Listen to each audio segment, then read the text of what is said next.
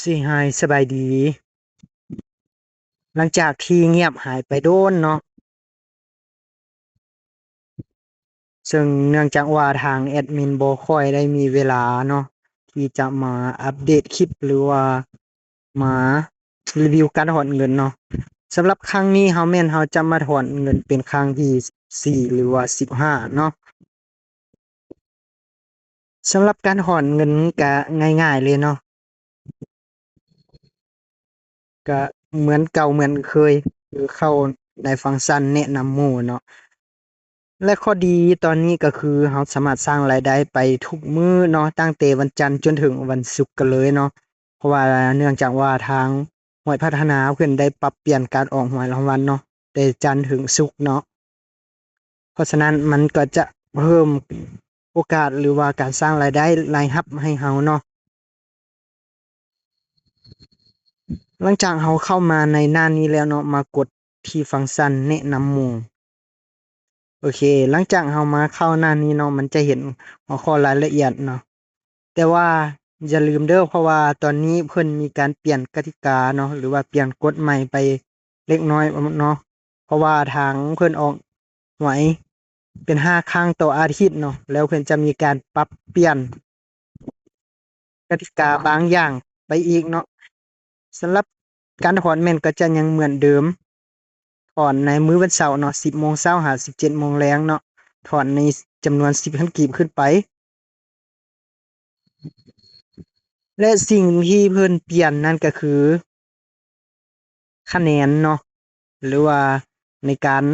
หมุนวงล้อรับโชคเนาะก็คือเราต้องมียอดซื้อสะสมต่อครั้งหรือว่าต่องวดเนาะ45,000กีบขึ้นไปเราจะได้1สิทธิ์ในการไปหมุนวงล้อลุ้นรับ5,000,000กีบหรือว่า5,000,000พอยต์เนาะ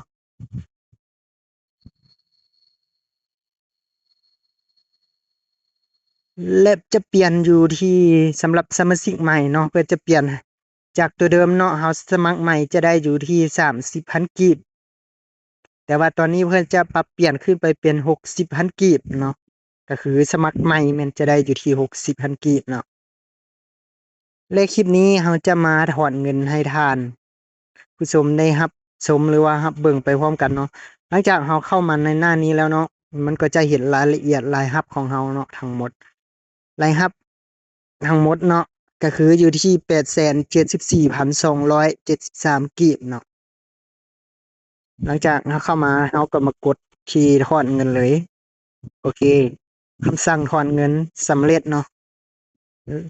เราจะรอท่าทางแอดมินเพิ่นตรวจสอบให้เนาะแล้วเพิ่นจะโอนเงินเข้าในบัญชีที่เราผูกไว้เนาะหลังจากเรากดถอนไปแล้วเนาะให้เรามากดเบิ่งที่ประวัติเนาะประวัติการถอนอันนี้ถ้ามันขึ้นแบบนี้เนาะก็คือได้ หรือเพิ่นอนุมัติแล้วเนาะถ้าขึ้นสีเขียวถ้า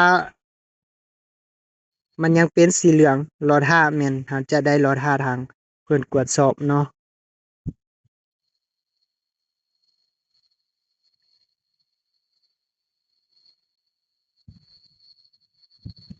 ก็คือ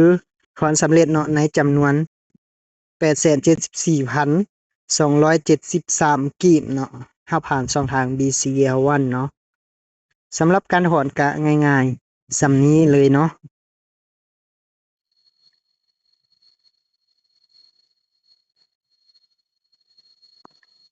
หลังจากถอนแล้วเนาะเราจะเข้ามาเบิ่งในประวัติการถอนอยู่ที่แอปของเราเนาะ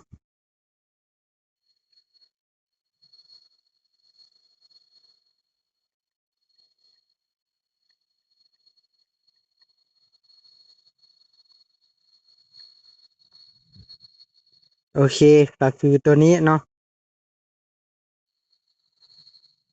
ชื่อว่าถอนปุ๊บเข้าปั๊บเลยเนาะเพราะว่าจะเข้าไวกันเลยเนาะเข้าทันทีเลยหลังจากที่เรากดถอนเนาะก็คือเราได้รับเต็มจำนวน874,273กีบเนาะสำหรับผู้ใดที่สนใจก็อย่าลืมเข้ามาสมัครกันเด้อเพราะว่าทางตอนนี้เนาะสมาชิกใหม่แม่นจะได้รับอยู่ที่60,000กีบเปลี่ยนจาก30,000กีบขึ้นไปเป็น60,000กีบเนาะสำหรับคลิปนี้ก็จะมีเพียงส่ำนี้ สำหรับผู้ใดที่สนใจเนาะอย่าลืมใส่รหัสแนะนำที่ขึ้นอยู่ในหน้าจอนี่เนาะสำหรับผู้ใดที่ใส่รหัสแนะนำนี้เนาะอย่าลืมทักเข้ามาทางเบอร์เนาะ99403735เนาะทักเข้ามาทาง WhatsApp